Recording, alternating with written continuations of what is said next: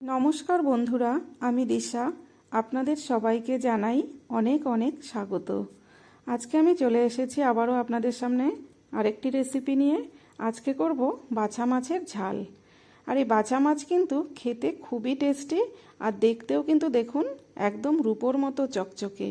তো আমি এখানে বেশ কয়েকটা বাছা মাছ নিয়েছি। মাছগুলো বাজার থেকে আনার পর কেটে ধুয়ে পরিষ্কার করে নিয়ে এখন দেখুন এখানে আমি 1 চামচ নুন আর 1 চামচ হলুদ দিয়ে মাছগুলোকে খুব ভালো করে এভাবে মেখে নিচ্ছি। মাছগুলো এভাবে মেখে নেওয়ার পর এদিকে আমি কড়াইটা বসিয়ে দিয়েছি। কড়াটা বসিয়ে দিয়ে একটু গরম করে নিয়ে কড়াতে দিয়ে দিলাম পরিমাণ মতো সর্ষের তেল।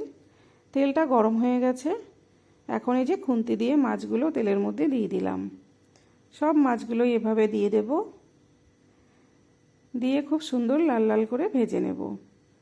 বাছা মাছগুলো কিন্তু একটু নরম হয়, সেই জন্য একটু সাবধানে উল্টাতে হবে। তো দেখুন এক পাশ কিন্তু একদম লাল লাল করে ভাজা হয়ে গেছে। আমি কিন্তু খুন্তি দিয়ে একবারেই উল্টে দিয়েছি। এখন অপর পাশটাও ঠিক এরকম করে ভাজা হয়ে গেলেই নামিয়ে নেব। এই মাছগুলো খেতে কিন্তু খুবই অসাধারণ, আর এই মাছটা কিন্তু মাখা মাখা করে ঝাল রান্না করলেই খেতে বেশি ভালো লাগে। তো মাছগুলো ভাজা হয়ে গেছে, তুলে নিলাম। এখন ওই তেলের মধ্যে দিয়ে দিলাম একটা বড় সাইজের পেঁয়াজ কুচি। পেঁয়াজ কুচিটা দিয়ে এখন এখানে দিয়ে দেব আমি 1/2 চামচ মতো নুন। নুনটা দিয়ে দিলাম, তাতে করে পেঁয়াজগুলো খুব তাড়াতাড়ি একদম নরম হয়ে যাবে আর ভাজাটাও খুব তাড়াতাড়ি হয়ে যাবে। তো দেখুন পেঁয়াজগুলো কিন্তু আমার হালকা বাদামি করে ভাজা হয়ে গেছে।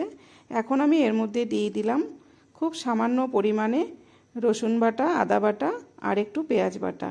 সব অল্প অল্প করে নিয়ে আমি পেস্ট করে নিয়েছিলাম। সেটা দিয়ে একটু নেড়েচেড়ে নিয়ে ওর মধ্যে দিয়ে দিলাম 1 চামচ হলুদ গুঁড়ো, 1 চামচ লঙ্কার গুঁড়ো আর দিয়েছি 1 চামচ জিরে গুঁড়ো। যেহেতু এটা ঝাল হবে সেই জন্য আমি ঝালের পরিমাণটা কিন্তু একটু বেশিই দেব। আপনারা যে যেরকম ঝাল খাবেন ঠিক সেই পরিমাণেই দেবেন। এই বাছা মাছের ঝালটা খেতে কিন্তু দুর্দান্ত লাগে। তো দেখুন সামান্য একটু জল দিয়ে আমি মশলাটাকে খুব ভালো করে কষিয়ে নিচ্ছি। মশলা থেকে তেল ছেড়ে গেছে আর মশলাটাও খুব সুন্দর করে কষানো হয়ে গেছে। এখন ভেজে রাখা মাছগুলো দিয়ে পরিমাণ মতো জল দিয়ে দিলাম। জলটা দিয়ে বেশ কিছুক্ষণ কিন্তু ফুটিয়ে নেব। এখানে জলের পরিমাণটা খুব কম দিতে হবে, যেহেতু এটা গা মাখা হবে সেই জন্য। তো ঝোলটা ফুটে গেছে, এখানে আমি 1 চামচ নুন দিয়ে দিলাম। পেঁয়াজ ভাজার সময় আমি অল্প পরিমাণে নুন দিয়েছি, তো স্বাদ মতো আমি আরেকটু নুন দিয়ে দিলাম। তো দেখুন বাছা মাছের ঝাল কিন্তু প্রায় হয়েই এসছে।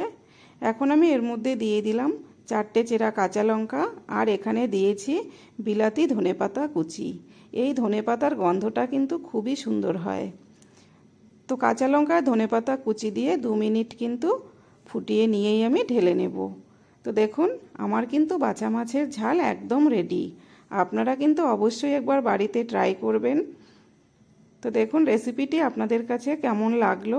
যদি ভালো লেগে থাকে তাহলে লাইক, কমেন্ট, শেয়ার করবেন, পেজটিকে ফলো করবেন, আর ইউটিউব থেকে যারা দেখছেন আমার চ্যানেলটিকে সাবস্ক্রাইব করে আমার সাথে থাকবেন।